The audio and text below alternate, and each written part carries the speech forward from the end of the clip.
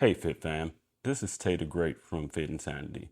Today's show is sponsored by F&A Distribution, your local laser, steel, and cut crew. Need custom brackets, plates, or gym signage? They'll cut it, label it, and have it ready to bolt on. Just visit fnadistribution.com and tell them Fit and Sanity sent you.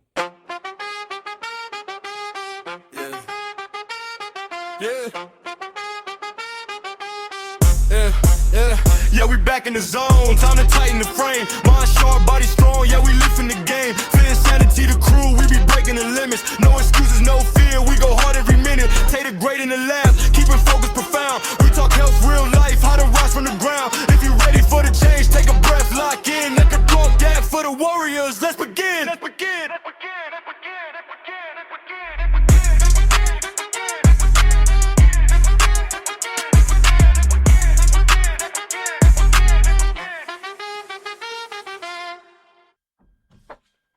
Welcome back to another episode of the Fit and Sanity Podcast.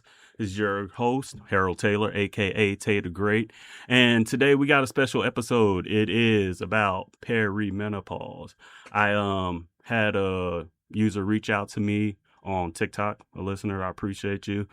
Here's the episode you requested. It's about perimenopause. I got a couple of nice young ladies in here that's going to help me explain and break it down. One's been through it. One's already passed. Mm-hmm. Yes, sir. Okay. So we're going to get in deeper introductions, but right now, let's talk about who our guests are. First, we got Ashley Tuck. Ashley, you want to say hi to the Hello. people? There you go. And then we got Danna. Minniweather, Danna Minniweather. All right. And then, so they're going to go with us on this journey. They're going to talk about it. They're going to talk about their experiences. Mm-hmm. Things that could probably help you guys out. And for you guys who don't know what perimenopause is and what to expect, then we will learn real life, real people. And like I said, welcome back. We'll get started. So let's get started with an icebreaker really quick. Okay. First off, how are y'all dealing with this heat? Let's start. We're in Texas. So for those who don't live in Texas, it is hot. Capital H, Beyond. capital O. But you know what? It hasn't been that bad this year. I can't say we've had some really hot summers, but I can say honestly, it's hot, but it hasn't been as hot as it has been. So I've been kind of feeling like it's okay. I've been kind of bearing through it. Okay. Yeah. But it's I don't know, these last 2 weeks feel like it's been miserable. Well, I think the heat index and the humidity has made it that much more unbearable, I think is what everyone is feeling. But you're right. We started out pretty good, and now we're in the thick of things. We're in August. We know August this is the hottest month. Hottest month. Yeah. Right. Oh. And I mean, the triple digits. I've already seen my light bill for August, so I'm like, please. Thanks. Just received mine on yesterday, and I'm already ready to choke TXU. See, October, can you help me out, October? September used to be the relief month, I know, but it's not anymore. No, it's not, because September is just as hot, and even in October, it's still hot. It could be. Because the weatherman this morning was talking about how last year we were still triple digits even in October. Wow. Oh, really? So I thought, so it's just no relief right now. I don't think so. It's always welcome to Texas. Right. Where everything is bigger and hotter. Yeah. Right, literally. Exactly. All right. So let's do an icebreaker real quick, ladies. Let's go with mornings. What do we like? Coffee or tea? Coffee. Yeah. Beach or mountains? Beach. Oh, there's just no denying. Morning or night? I'm a night owl. I'm a morning person. Okay, this is the first thing y'all agree on. Yeah. All right. Sweet or salty? Sweet. All right. What's your favorite? One at a time, right? Favorite comfort food? I'm pastry. You give me a good honey bun or cinnamon roll. You're my best friend. I like. Okay. No, I'm candy and Doritos. Doritos are hard. Okay. Yeah. Candy, anything that are gummy. The little people. I love all of them. The worms, sour. All of the gelatin. And this is why we got to stay in the gym, right? Exactly. This is why we got to stay in the gym. Yeah. I've been doing good lately, but that's my comfort food for sure. It's okay. This is why we stay in the gym. This is fit insanity. We'll talk about it. All right. Would you rather have a planned vacation or spontaneous? Ooh. I'm a planner. Yeah, I was going to say these days. No. I don't think I've ever had a spontaneous vacation. No, I'm a planner. Oh, and then too, I've been young. I remember deciding, okay, I'm not going back to El Paso, and then somehow ending up back in El Paso by the end of the summer. So okay, when you put in the young part, yeah, right. You've done some. We've all done some knucklehead stuff when we were I don't know. I've always been the planner. Even in college, when I would go somewhere for like spring break, I'm that person that's like everybody comes to Ashley and they say, "Well, okay, well we know you can have the whole itinerary." Like I'm that person, so I've always had an idea of where I want to go, what I want to do, and that's kind of put it into motion. So planned chaos, huh? Planned, well, not even chaos. Planned shenanigans. Yeah. Okay. That works too. Planned shenanigans. I like that. That's good stuff. All right. So who wants to go first? Let's go with Ashley. All right. Okay. Let's go. Let's tell us about you, Ashley. How'd you get here? Your fitness journey. And somehow you landed on this show. I did. So I met you, Harold, last year. I left my old gym. I wanted a new gym with better amenities, better facilities, and gym equipment that actually worked.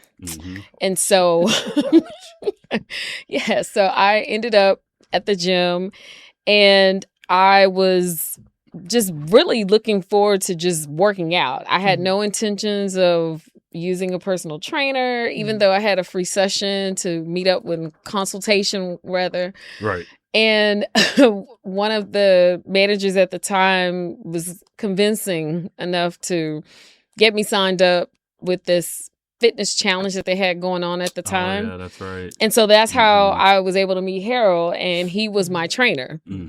And so initially, I thought, this is not going to work. I was like, this man's name is Harold. See, that's horrible. So I said, this is probably going to be an older man that's ex-military that's going to have me doing sit-ups, push-ups. She said major pains of major pain and major Harold. I thought, oh my gosh, this is not going to be good. Well, it's just 3 sessions. Let me just get this over with.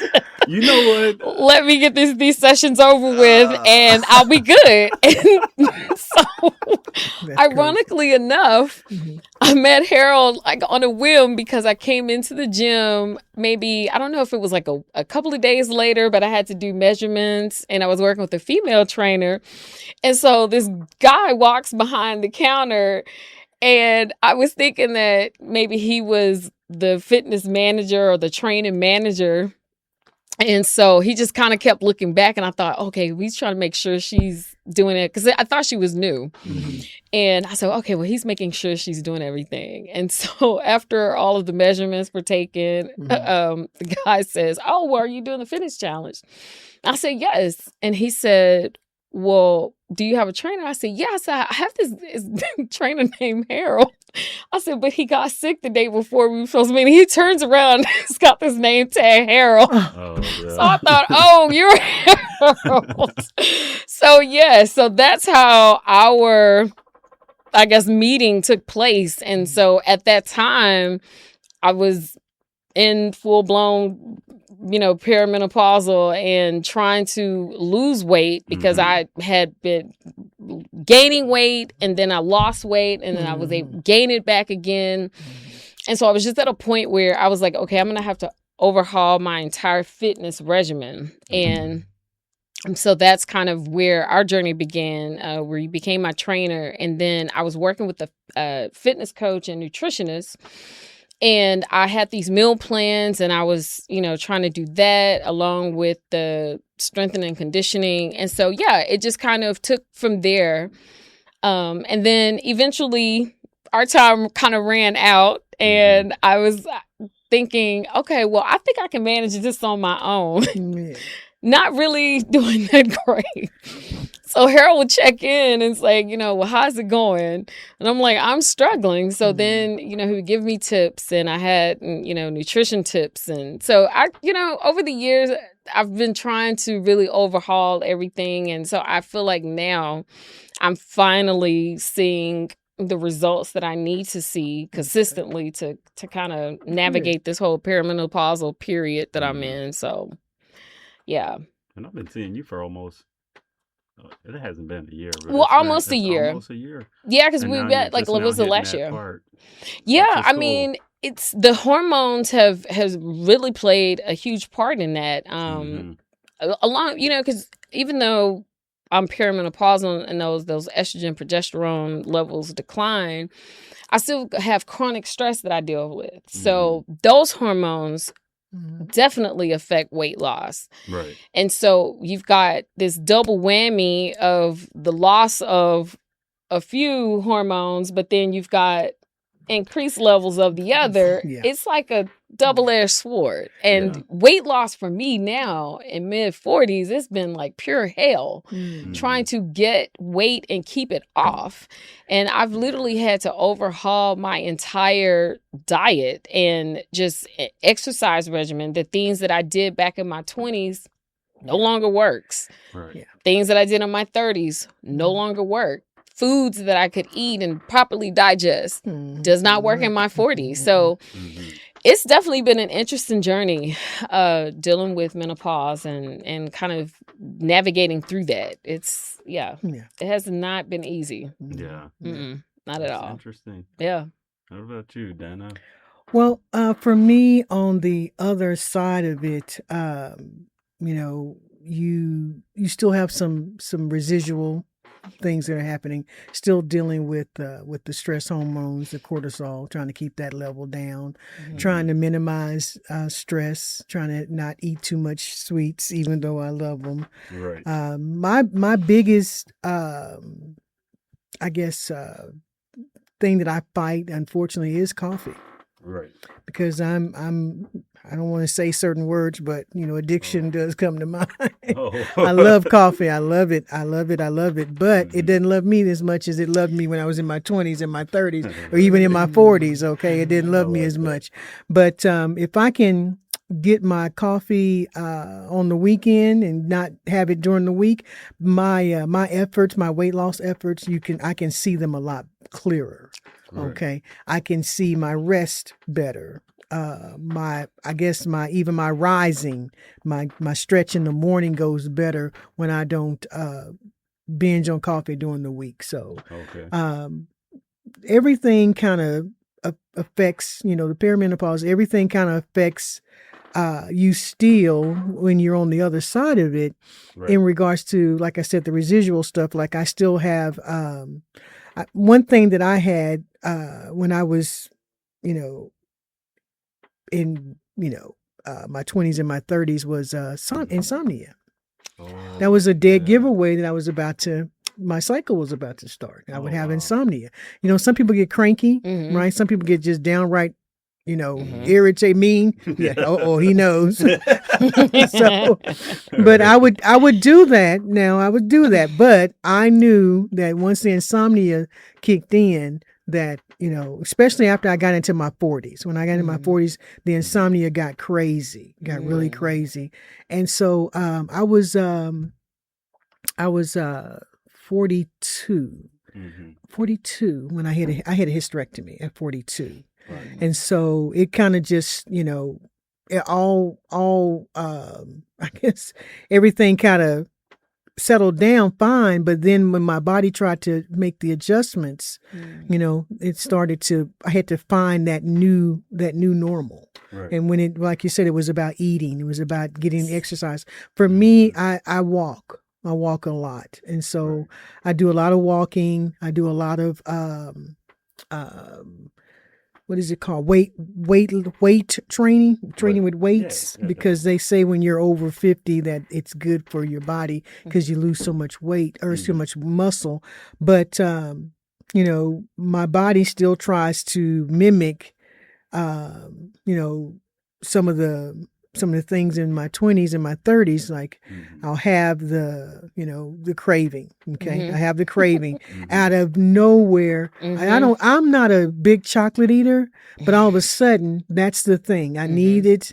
I need a piece of chocolate. Really? It's like, wow. And I know I'm in trouble when I need a piece of chocolate.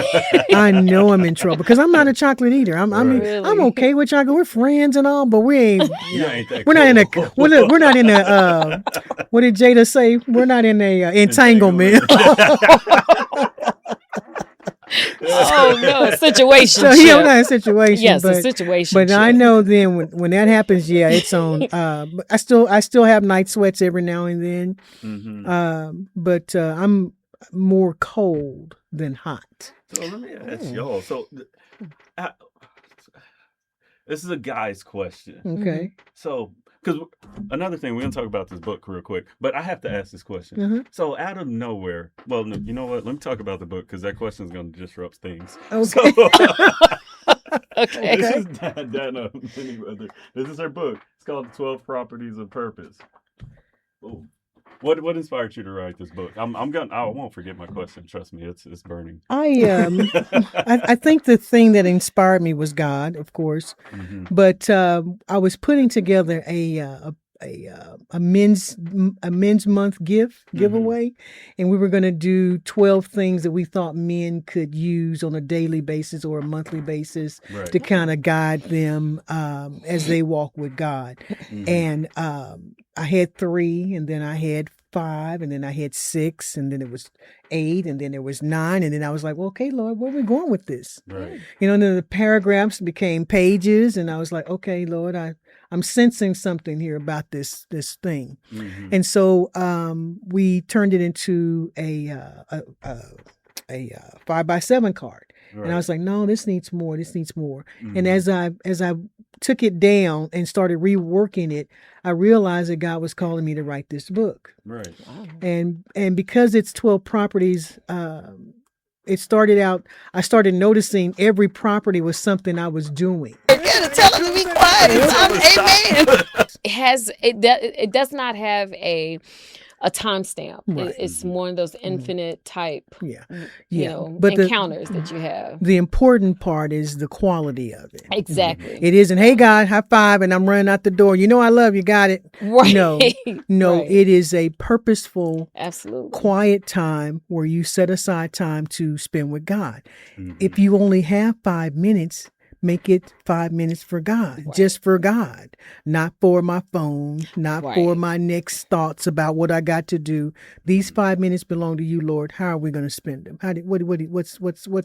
What's on your heart? Right. Okay. I always like to mention it as well. I think about it in a relationship. Okay. Well, you know, if you want to be with me and you want to be in my presence, I mean, the amount of time you spend with me is going to be important, right? Okay. And the type of, you know, how often do you spend time with me is going to determine how far we go in this relationship. Exactly. Okay. That is true. If you ask me, that's my problem right now. I'm good. It's time. I mean, but that's true. If you don't have time for somebody, they will. Eventually, if you don't have time for someone, they're going to find somebody that do have time for them. Yeah. And they're going to pay attention to that. So it's just the same thing. And what I've learned is wherever you put your energy is where you're going to see it come back. So if you're putting your energy in your faith, you're going to see stuff come back from your faith. If you're putting it somewhere else, it's going to come wherever you're putting your energy at, though. Yeah, exactly. Right? Absolutely. You know what I mean? I agree. Good. I like it. Yeah. Thanks for doing that work on that book. We definitely appreciate it. Oh, you're welcome. Y'all go buy the book. 12 Properties of Purpose. Go buy the book. Where can they buy it from? Amazon, Barnes and Noble, just those 2 places. Okay, and that's fine. Everybody got Amazon, so buy that book. All right, so we're gonna go back to perimenopause. So, because I have children, and me and my son's mom, we're pretty cool. And she's just like, yeah, dude, there's days when I'm losing it. You know what I mean? So I'm just like, do y'all just wake up one day and then just feel like, boom, hot flashes, basically everything's just going out the window. I'm like, because I'm thinking chaos. Like, you just wake up one day and everything. So you're saying 42, and then it's 5, 4, 3, 2, 1. Yeah, right? No, No, it's a gradual. Wait, it's a gradual thing. It's So- just, you know, You wake up And a the little house is on fire. upset. Yeah. Okay? right? Then you wake up a little more upset. Okay. It really just depends because you know I've had night sweats in the middle of the night and I woke up mad because I'm sweating in the middle of the night and I need to go hop in the shower because I'm like drenched. And I usually have my little dog to sleep with me when he was with me, and I was so hot one night that I kicked off all of the covers on the bed. Mhm. I was mad. My head was hurting because I was hot and sweating. Yeah. I turned on the fan because I keep a fan by the bed, and he was a Chihuahua, so he's looking at me like, "Why do you have this fan on?" And I literally was like, "You have to get out of here." Like I just so yeah. Sometimes it can be the symptoms can be jarring. To the point that you don't really want to be around anyone until you can kind of get back into this peaceful space. Yeah. And I think it's just the physiological effects of it. It's like when you're hot, you don't want to be bothered. It's like, okay, get off of me. You know, I'm hot. Like just do not give touch me a minute. Yes. It's Give gonna me a be minute. random question. Do you still get your period when you're in No. period? So No. you go through No. perimenopause, you don't get the period. So So perimenopause. it's just like a permanent period? Well, it's a gradual Right. decline To of not the get menstrual. it. Okay. Right. So perimenopause is different from menopause itself. So perimenopause actually occurs, you know, for average age, I think it's like 42 into 50s. Okay. But it's really where the as you said, the hormones are declining. Estrogen, progesterone is steady declining, and you start noticing like irregular periods. I know, like for me, and what was unique about my situation, I actually went through early menopause. Like I went through early perimenopause, which was surprising to me, but I could detect a huge change in menstrual cycles. And then after that, I didn't have a period. And then after a few months, my period came. So it's that perimenopausal period. You're kind of going fluctuating between your menstrual cycle. You may start having hot flashes, mood swings, different changes. But then once you kind of transition after that, menopause occurs when it's a consecutive 12 months of that entire year without a period. Yeah. And then you go Then into you're- the hot flashes and everything? Well, all of that continues. So the I'm like, perimenopausal, all of "Jeez, those this are. sounds brutal. I mean, for some women, Thanks, it can Eve. be. Thanks, Eve. We shout out to right? Eve. Mother Eve. Thank you so Shout out much. to Mother Eve I was like, it sounds for eating the apple. You did a Thanks. what do you say? You did a bang up job, girl. Yeah, you just had to eat the apple. it sounds- But I mean, yeah, it's you're experiencing that period during perimenopause too. And what I've even found out for like Black women, a lot of Black women actually stay in that perimenopausal period for up to 10 years, Yeah, more than our counterparts. Yeah, it can be. You It said can up be. to 10 years? Yeah. So Black There are women- studies that show that Black women actually experience, perimenopause up to 10 years, or where they're kind of going back and forth, and then having those hot flashes, mood changes, mood swings, all of those things that are associated with menopause. Like you mentioned earlier about insomnia. Yeah. And I've dealt with insomnia, but mine was more related to chronic stress. But then as I transitioned into perimenopause, the insomnia started to kick back in for me. Yeah. We talk about the mood swings where you wake up and you like, you're Wake not up feeling angry. it. And so sometimes I've get up in the morning and I'm like, I'm not in the mood. I've had to tell my husband, sir, back up. See, that's what I was going to ask you. How the husband do this? Well, see, my husband was blessed. Let me tell you why I say he was blessed. Neither one of us were married at a young age. I was 49 when we got married. He was 55. Okay. So he missed everything. And this is our first marriage. Okay. So he's missed the whole. I told him, you should tell the Lord thank you every day. Okay. Not often, every day. Yeah. But at the same time, I still have mood swings. Like she says, I'll wake up and I'm like, if I say something to this man right now, we're probably not going to be married much longer. Oh, okay. Because I know where it's coming from. Okay. And because I can identify it, I can tell him, give me 5. Okay. Give me 5. Just don't worry about what I need it for. Please don't keep talking to me, because if you keep talking to me about it, then I'm going to have to explain to you what is going on. And sir, and I'm going to have to go to the Lord and ask the Lord to forgive me. Okay, because my husband's a minister, so now goodness, I didn't touch the anointing. When I'll just let's just let it go, and then I'll get back to you. One of the things that when we talked about sweets, when I start delving into the chocolate and the sweets, I know things are not moving well, and then that's when I either take a walk, take a hot bath. Either I'll do some stretching exercises, something that'll change the atmosphere. And those things work? Do they work for you too? Well, the cravings have improved, I should say. And my cravings are not even specific things. It can be different things. Mm-hmm. Like for the last 3 weeks, I've been craving ice cream and cone, like with the ice cream cone. I haven't had an ice cream cone in I don't know how long. Yeah. But for the last 3 weeks, I've been eating ice cream with a cone. Yeah. And they just come out of nowhere. And so, like you said, when those cravings start, your hormones are circulating. I'm thinking, oh gosh, here we go. And it's just a cycle. It literally, it's a cycle. Or the dogs come out the room and the dogs are, and I'm like, I'm not in the mood today. Like somebody needs to go get in your bed. Get away from me. Mommy needs a moment. I'm like, I have a puppy too, so he doesn't get it yet. But my big baby, he gets it. So he's always and he just turned because he's like, I already know she's in she's in a moment.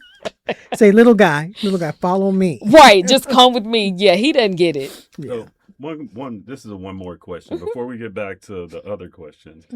I've saw something recently, and only women can answer this because I feel like it's a woman thing. Okay. Cornstarch. I see people eating just like cornstarch, just cubes of it. I know people that have been pregnant. Is that just a fad right now, or is it a no thing? As a craving? There. So cornstarch. There's clay dirt. Yeah, I've seen that. I knew a lady in person. I had a teacher that was older, and she would eat clay dirt. And the first time I heard it, I thought she was nuts, but she was like, no. She said, no, honey, it's not like regular dirt. She's like, it's a specific. And so sometimes women have had those type of cravings where they're eating cornstarch or dirt, pickles, ice cream, cookie dough. It's just another craving. It's just I think those physiological changes that when your hormones are circulating, and it's a cycle. Just even though you're not part of the menstrual cycle, that perimenopause or menopause cycle is still, you still have hormones. They're just super low, but that doesn't mean that the symptoms go away. Absolutely not. You're still. I really think that some of the cravings for stuff like that, and what we're talking about, I think it's some of it is minerals and vitamins that are missing in our bodies, that too. And so our bodies are deficient in certain areas, and it's craving in that form. Okay, whatever cornstarch might have in it, whatever the clay dirt, whatever nutrients are in it, our bodies are craving it. When we talk about sugar, our bodies are craving it because there's some type of deficiency going on inside of us, that the sugar, we think it's sugar, but it could be something else. Right. Just like you may see a lot of women eating ice, a lot of times it's low iron. Yeah. So it could be something similar to that, deficient that I eat a people. lot of ice. I know about the trust me. Okay, what was the biggest surprise about perimenopause that no one warned you about? Like something that just totally caught you off guard? Mine was going through it early. I mean, I was expecting 50s at least. Right. And then at that time, I hadn't even started my family. So I was like, well, okay, well, Lord, well, hold on, wait, So yeah, to go through early menopause in my late 30s, that was a huge surprise for me. What age did you? So I started noticing changes around 37. And then when I was formally diagnosed, I was about 40. But it had happened like 38, 39 because I had stopped having a period. And so I actually, ironically enough, found out at a fertility appointment with the fertility specialist. Oh, wow. Hello. Yeah, because it was during the pandemic, actually. And right as everything was opening up, I was just thinking, and I said, you know what? I was still single. I was like, I'm going to go ahead and start my family. And went to fertility clinic, had all this fertility testing because I was going to ideally do IVF. Okay. And so, yeah, that was a huge shock to see the results. And my doctor's like, well, yeah, you're not at all a candidate. And so she was just like, in fact, you've gone through early menopause. And I was like, wait, what? And so she actually did some sort of genetic testing to see if there was some sort of genetic variant, and which I knew it wasn't. But yeah, that's how I found out for sure that I was in perimenopause at a fertility appointment. Wow, that's a place. Wow, what a place to find out. Listen, he's talking about a complete breakdown. That'd be heartbreaking. Oh yeah. It sounds like more sad than you said it. Okay. You said it all happy, like. Well, no, I definitely wasn't happy. I was just because I guess I've studied so much science and medicine. Yeah, it's been some time since that.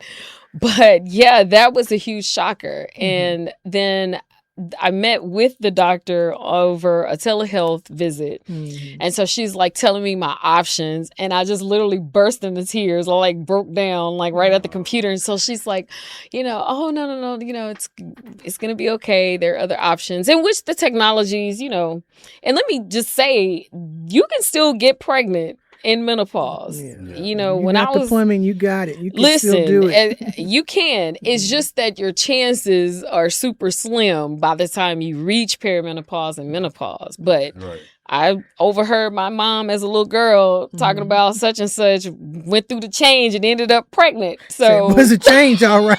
Because that's how I heard change it. a diaper, change a sleep. I have an older mama, so she, they didn't say menopause. They said going through the change. Yeah. Oh, wow. She's going through the change. Right. Leave her alone. See the ladies at church, it's like they slain in the spirit, but they also don't talk to her. She's going through. No, she hot and passed out, and the pastor's like, go get her a fan, go get her a fan, and a lot of it hot flashes, so she just. She's not just slain in the spirit. No. She gave me a hot flash. So that's a lot in church what we saw when we were Listen, if you see the Nurses Guild with the fans, the Martin Luther King fans, then somebody. If Jesus is going like listen on that thing. But you know what? The thing that I guess was unexpected, and it shouldn't have been, but it was very unexpected for me, was the absence of cramps. Oh. I hadn't even, it was like a couple months after I had my hysterectomy, but then I realized that I wasn't having cramps. And I was one of those people that I didn't have to ball up and miss work or anything, but I had very severe cramps, right? So I guess I don't know what was going on. And I thought about it. I was like, I haven't had any cramps in a while. And it's like, That's part of the blessing, So that's a good thing, right? Yeah, I know the cramps are the thing that makes life unbearable sometimes. I was the person that missed sometimes. Well, I was the person that missed school and work because I had horrible PMS. I had the cramps. I had the cysts. Like it was very painful. So yeah. Yeah, I was. I'm ex-military, and in basic training, actually at school, we were training still, but you carry your protection in your cargo pockets, right? And drill sergeant came through there, cadre came through, and he was like, my name was Williams, my maiden name is Williams. He said, Private Williams, I noticed that your pockets are sticking out. And I started crying. I started bawling, crying. And he was like, oh, never mind. I know what's going on. Never mind. And I was like, you don't know what type of reactions you would have. No, you don't. Yeah. When you're starting, out to start having a period. So when the absence of the cramps and then not having to purchase stuff, you put that money back in your pocket, not having to have deodorant, you don't have to have summer's Midol. You don't need any Midol. You start seeing the benefits of perimenopause. Okay, you start seeing the benefit of being on the other side of menstruating. Okay, or having a period. Okay, ladies, there's a light at the end of the tunnel. Yes, exactly. But with the exception of when your doctor introduced hormone replacement therapy, because my doctor ended up introducing me to hormone replacement therapy. She's like, I just feel like, because you're so young, I feel like I don't want you to have to deal with osteoporosis. And I'm like, well, I'm taking vitamin D. She's like, well, I just want to kind of replace some of those. And then I started having periods again. So I thought, okay, no, I'm getting off of these. I'm good. Threw the whole pack in the trash. Yeah. After a few months, I was like, oh no, I don't miss this. Threw that right in the trash. And she's like, well, you stopped. I'm not, I don't want to take those. So you didn't mention the periods were going to return, ma'am. Right. Yeah. No. So all thoughts of kids just went out the window. Well, no, it didn't go out the window. I just kind of readjusted. I mean, because you kind of learn your fate as far as being a biological mother to, okay, well now what are my options? And so, that's kind of where I had to kind of go with that. And then those plans fell through. So I was just like, okay, well, Lord, what are we doing here? All right. Well, let me just kind of sit down for a second. It's funny you should mention that part of it because, I've been an aunt since I was 9 years old. Okay. My brother had kids when he was 19. Okay. And I've been an aunt for all my life, pretty much. Okay. And I had a friend who we were all thinking about adoption. Okay.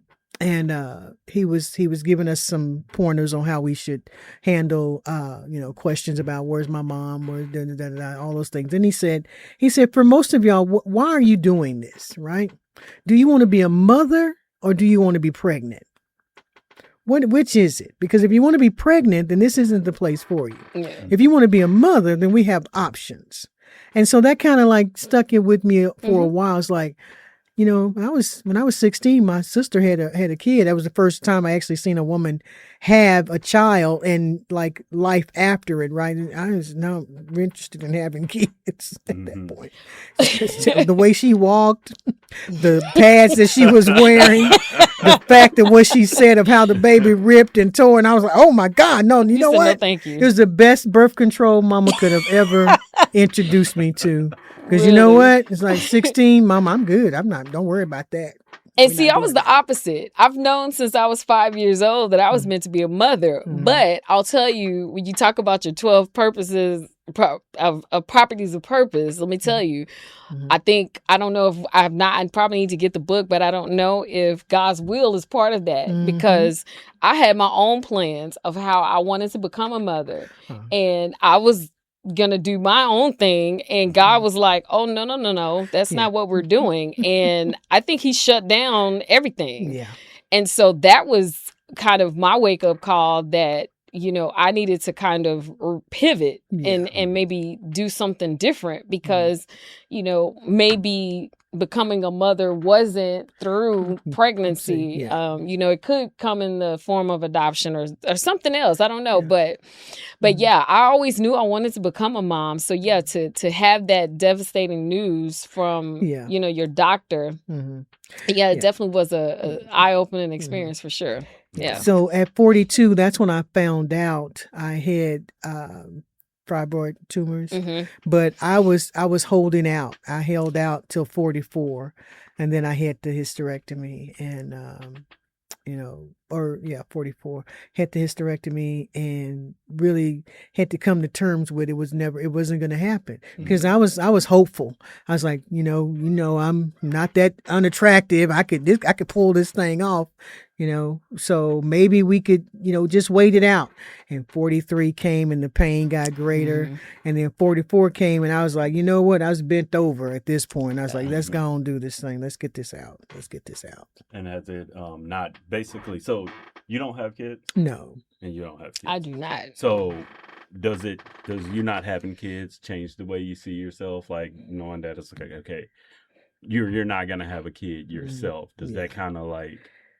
Not bother anymore. You, or does it change you, or does it affect your confidence in any way? Or no, like it did initially for me. Yeah, not anymore. I kind of, as time has passed, I kind of accepted, and like I said, anything is still possible for me. So I mean, I could very well still carry it. Just have to be a donor. But yeah, it changed my perception of course, because I felt like, gosh, my body failed me. And the one thing that I wanted it to do, it now cannot do. Yeah.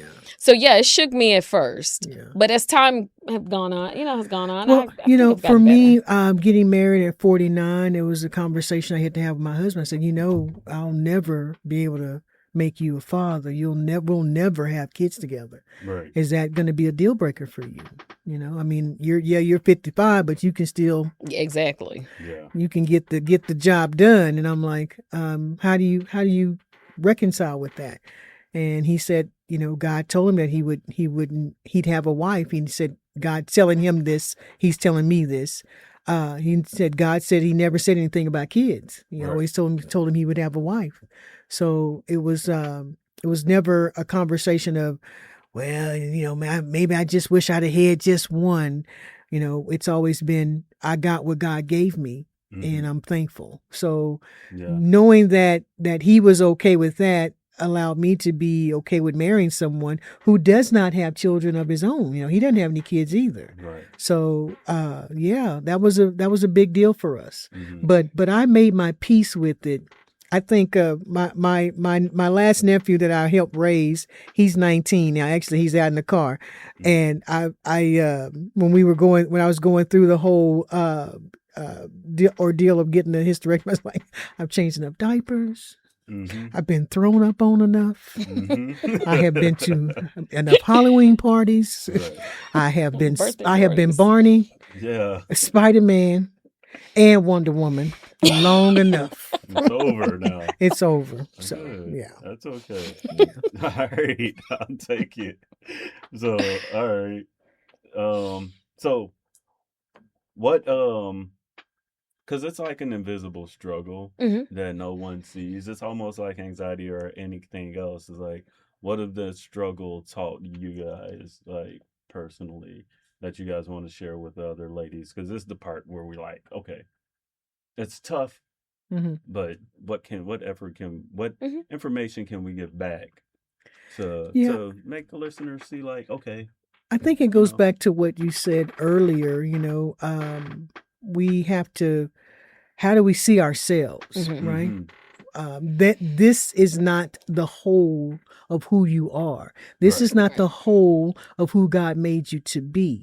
He didn't make you to a period. He didn't make you to only have children. Right. He gave you gifts. Okay. He gave you a purpose. Yeah. Okay. So there's a time to you have to come to a realization that it's not going to happen. Okay. Right. No matter, there's no fit you can throw. There's no cliff you can threaten to throw yourself off of. It's not going to happen. Yeah. So now that we've settled that, What can I do?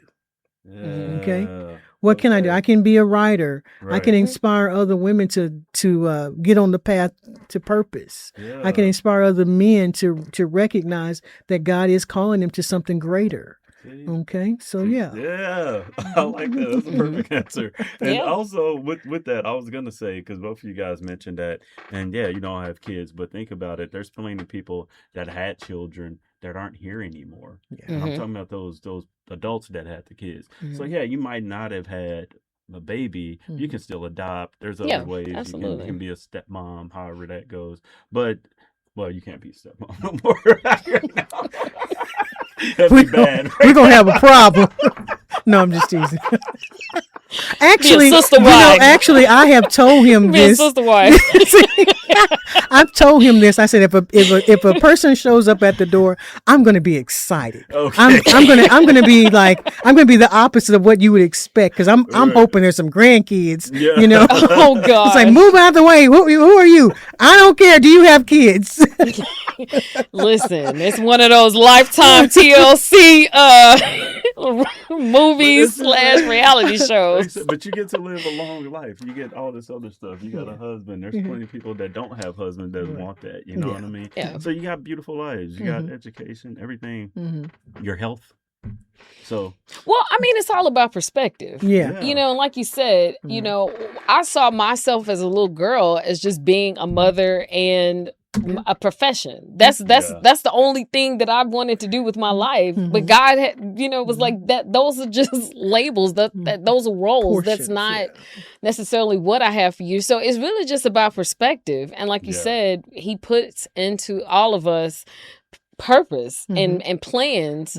And so when how many of our plans have not worked out? Come on now. I can list a whole from childhood up to now things that didn't work out for me. I got the debt to prove that some things so you just pivot and you just change your perspective and you just you can't lie. And like you said, I have kicked, screamed, yelled, cried, rolled over, and when I got up, I was still in the same position. So you just dry your eyes, adjust your crown. Okay, come on now. Adjust your crown, and you just keep moving. Yeah. And then whatever blessings that God sends your way, then it's all a part of the purpose journey. It's the purpose journey. The journey. It has twists. It has turns. It does. It is life is truly a gift, but it's also a mystery. Okay, it's the greatest novel you'll ever read is your own life. And there are things on your path that that are waiting for you to experience. Okay, I wasn't born a wife. Okay, but that was sitting on my path to become a wife. I wasn't born a writer, okay, but that was in my path, okay, on the path of journey, or the path of purpose. And so you weren't born a fitness coach, but in your journey of purpose, that was waiting for you to get to it. Yeah. So there's things that are waiting for us, and so we can't stop. We can't just sit and, kick and scream and wait, pull out the hair and say, if I can hold my breath until the Lord give me a baby. No. We keep moving. We keep moving. And we have other things on the journey that show up that are just as wonderful, just as exciting as we believed that motherhood would be, or whatever that thing is. And we keep going. We get this blessing. We thank you for that. We get the next blessing. We thank you for that. We get our health and strength, and we keep going. And we keep making our way to that final day. Yeah. That purpose doesn't change, but the trajectory of that purpose changes. Exactly. And that's where you talk about the ins and outs, the weaves and the roller coaster ride up and down and inside out, and you may start over. And so it's the purpose is still the same. It's just getting there it may take the scenic route. Exactly. Right. I think that happens a lot to everybody. I think so. That's absolutely. That's part of the journey. It's part of the journey. That's part of the journey. Yeah. Pain. Everything changes the purpose. It does. But I got a question for you guys. All right. So if there's a woman, or all the ladies out there, Mm-hmm. y'all are going through this, or probably even going through anything else, right? We got to go relate it to perimenopause, because that's what the episode's about, our hormones. You guys will know better than me. But if there's a woman quietly struggling right now and she's hearing this podcast, and even if we get to send this to several people and it change or help somebody, what would you say? What would you guys say, one at a time? We can go with Donna, you can go first. What would you say to that woman right now if she's struggling right now? What would you say to her? One sentence, or just one thing that you would want her to hear. It don't have to just be a sentence. This is the thing that I've been saying for some time now, and it seems to be proving itself as true. No matter what it looks like, no matter what it sounds like, it's going to be okay. Oh, I like that. It truly is. It is going to be okay. Believer or not, but whether you're a believer or not a believer, it's going to be okay. If you can keep yourself still just long enough to accept who you are, it's going to be okay. If you are a believer, then there is a certainty in that understanding that you are a believer, that by no means will it never not be okay. It is always going to be okay. I like that. Good. That was really good advice. Good. Yeah. What about you, Ashley? I'm going to say it's okay to not be okay. I think a lot of times as women, we carry so much on both shoulders that we don't allow ourselves to grieve or to feel the pain or to sit in that. And I want women to know that regardless of race, culture, it's okay to not be okay. If you need that moment to decompress, and that's in the form of grief or crying or whatever it is to release it, do so.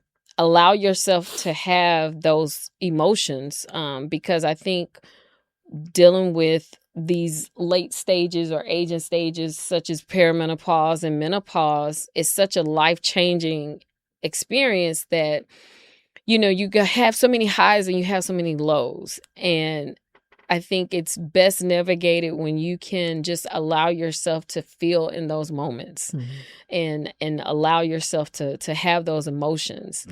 And I think once you can kind of do that, then you can kind of navigate through anything, I think, you know? Yeah. I feel like you can... Self-acceptance. Yeah, self-acceptance, really. Yeah. Okay, so a few things. So we'll do a fitness tip of the week.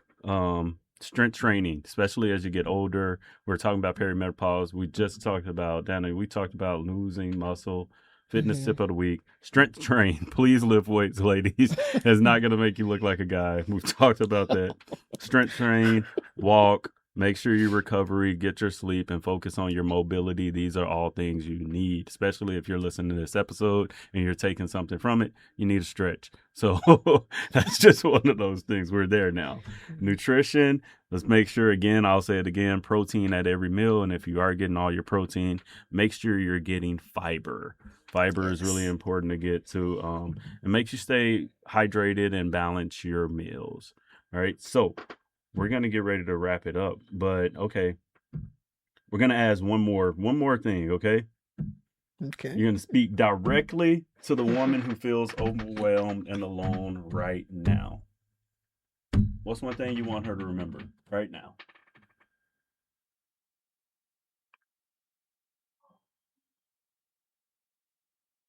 God loves her. I like that. I'm going to say you are enough. Yeah. You are enough. Okay, good. All right, so audience, this is a challenge for you. All right, move your body, hydrate, encourage another woman, encourage another purpose, and then walk in your purpose this week. Whatever that purpose it is, it's yours, you know, and nobody can tell you different, right? So until next time, stay fit, stay focused, and stay sane.